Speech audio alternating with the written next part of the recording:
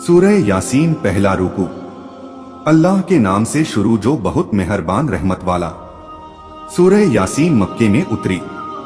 इसमें 5 रुकू, 83 आयतें, 729 कलीमे और 3000 अक्षर हैं। तिर्मिजी की हदीस शरीफ में है कि हर चीज के लिए दिल है और कुरान का दिल यासीन है, और जिसने यासीन पढ़ी अल्लाह ताला उसके लिए 10 बार कुरान पढ़ने का सवाब लिखता है। यह हदीस गरीब है और इसकी असनाद में एक रावी मजहूल है।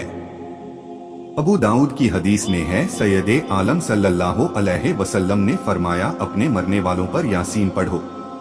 इसीलिए मौत के वक्त सकरात की हालत में मरने वाले के पास यासीन पढ़ी जाती है। यासीन, हिकमत वाले कुरान की कसम, बेशक तुम नबियों के सरदार सल्लल्लाहु अलैहि वसल्लम सीधी राह पर भेजे गए हो, जो मंजिले मकसूद को पहुंचाने वाली है। यह राह तौहीद और हिदायत की राह है। तमाम नबी इसी पर रहे हैं। इस आयत में काफिरों का रद है जो हुजूर सल्लल्लाहु अलैहि वसल्लम से कहते थे, लस्ता मुरसलन, तुम रसूल नहीं हो। इसके बाद कुरान करीम की निस्बत इरशाद फरमाया, इज्जत वाले मेहरबान का उतारा हुआ, ताकि तुम उस कौम को डर सुनाओ जिसके बाप दादा न डराए गए, यानी उनके पास कोई नबी न पहुंचे। और कुरैश की कौम का यह हाल है कि सैयदे आलम सल्लल्लाहु अलैहि वसल्लम से पहले उनमें कोई रसूल नहीं आया, तो वो बेखबर है। बेशक उनमें अक्सर पर बात साबित हो चुकी है, यानी अल्लाह के हुक्म और उसका लिखा उनके अजाब पर जारी हो चुका है। और अल्लाह ताला का इरशाद, लमलन्ना जहन्नमा मिनल जिन्नते वन्ना से अजमईन, यानी बेशक जरूर जहन्नम भर दूंगा जिन्नों और आदमियों को मिलाकर। सूरह हूद आयत 119 उनके हक में साबित हो चुका है, और अजाब का उनके लिए निश्चित हो जाना इस कारण से है कि वो कुफ्र और इनकार पर अपने इख्तियार से अड़े रहने वाले हैं, तो वो ईमान न लाएंगे। इसके बाद उनके कुफ्र में पक्के होने की एक तमसील उपमा इरशाद फरमाई, हमने उनकी गर्दनों में तौक कर दिए हैं कि वो ठोड़ियों तक रहें तो ये ऊपर को मुंह उठाए रह गए। यह तमसील है उनके कुफ्र में ऐसे पुख्ता होने की कि डराने और चेतावनी वाली आयतों और नसीहत और हिदायत के अहकामात किसी से वो नफा नहीं उठा सकते, जैसे कि वो व्यक्ति जिनकी गर्दनों में गिल की किस्म का तौक पड़ा हो जो ठोड़ी तक पहुंचता है और उसकी वजह से वो सर नहीं झुका सकते। यही हाल उनका है कि किसी तरह उनको हक की तरफ रुचि नहीं होती और उसके हुजूर सर नहीं झुकाते। और कुछ मुफस्सिरों ने फरमाया है कि यह उनके हाल की हकीकत है। जहन्नम में उन्हें इसी तरह का अजाब किया जाएगा, जैसा कि दूसरी आयत में इरशाद फरमाया, इंजिल अगलालोफी अनाकिहम, जब उनकी गर्दनों में तौक होंगे और जंजीरें घसीटे जाएंगे। सूरह अल-मुमिन आयत 71। यह आयत अबू जहल और उसके 2 मखजूमी दोस्तों के हक में उतरी। अबू जहल ने कसम खाई थी कि अगर सैयदे आलम सल्लल्लाहु अलैहि वसल्लम को नमाज पढ़ते देखेगा तो पत्थर से सर कुचल डालेगा। जब उसने हुजूर को नमाज पढ़ते देखा तो वह इसी गलत इरादे से एक भारी पत्थर लाया। जब उस पत्थर को उठाया तो उसके हाथ गर्दन में चिपके रह गए और पत्थर हाथ को लिपट गया। यह हाल देखकर अपने दोस्तों की तरफ वापस हुआ और उनसे वाकया बयान किया, तो उसके दोस्त वलीद बिन मुगीरह ने कहा कि यह काम मैं करूंगा और मैं उनका सर कुचल कर ही आऊंगा। चुनांचे पत्थर ले आया। हुजूर सल्लल्लाहु अलैहि वसल्लम अभी नमाज ही पढ़ रहे थे। जब यह करीब पहुंचा, अल्लाह ताला ने उसकी बीनाई यानी दृष्टि छीन ली। हुजूर की आवाज सुनता था, आंखों से देख नहीं सकता था। यह भी परेशान होकर अपने यारों की तरफ लौटा, वो भी नजर न आए। अब अबू जहल के तीसरे दोस्त ने दावा किया कि वह इस काम को अंजाम देगा, और बड़े दावे के साथ वह हुजूर सल्लल्लाहु अलैहि वसल्लम की तरफ चला था, पर उल्टे पाव ऐसा बदहवास होकर भागा कि औंधे मुंह गिर गया।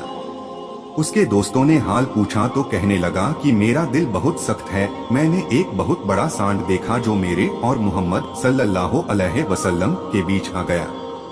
लात और उज्जा की कसम, अगर मैं जरा भी आगे बढ़ता तो मुझे खा ही जाता। इस पर यह आयत उतरी। खाजिन व जुमल, और हमने उनके आगे दीवार बना दी और उनके पीछे एक दीवार और उन्हें ऊपर से ढाक दिया तो उन्हें कुछ नहीं सूझता। यह भी तमसील है कि जैसे किसी शख्स के लिए दोनों तरफ दीवारें हों और हर तरफ से रास्ता बंद कर दिया गया हो, वह किसी मंजिले मकसूद तक नहीं पहुंच सकता। यही हाल इन काफिरों का है कि उन पर हर तरफ से ईमान की राह बंद है। सामने उनके सांसारिक घमंड की दीवारें हैं और उनके पीछे आखिरत को झुटलाने की और वो अज्ञानता के कैदखाने में कैद हैं। दलीलों पर नजर करना उन्हें मयस्सर नहीं और उन्हें एक सा है, तुम उन्हें डराओ वो ईमान लाने के नहीं, तुम तो उसी को डर सुनाते हो। यानी आपके डर सुनाने से वही लाभ उठाता है।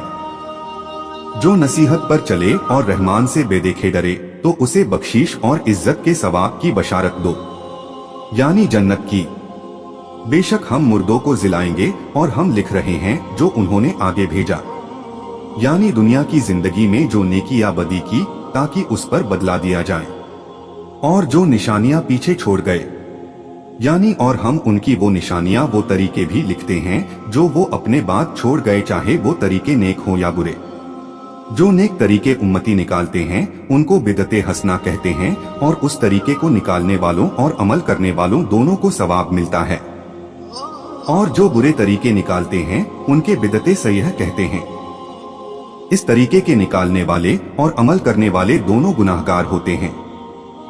मुस्लिम शरीफ की हदीस में है, सैयदे आलम सल्लल्लाहु अलैहि वसल्लम ने फरमाया, जिस शख्स ने इस्लाम में नेक तरीका निकाला उसको तरीका निकालने का भी सवाब मिलेगा और उस पर अमल करने वालों का भी सवाब, बगैर इसके कि अमल करने वालों के सवाब में कुछ कमी की जाए।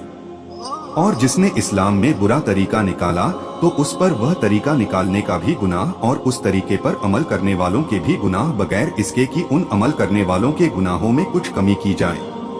इससे मालूम हुआ कि सैकड़ों भलाई के काम जैसे फातिहा, 11वीं व तीजा व 40वां व उर्स व तोशा व खत्म व जिक्र की महफिलें, मीलाद व शहादत की मजलिसें, जिनको बदमजहब लोग बिदत कहकर मना करते हैं और लोगों को इन नेकियों से रोकते हैं, ये सब दुरुस्त और अजर और सवाब के कारण हैं और इनको बिदते सय्यह बताना गलत और बातिल है।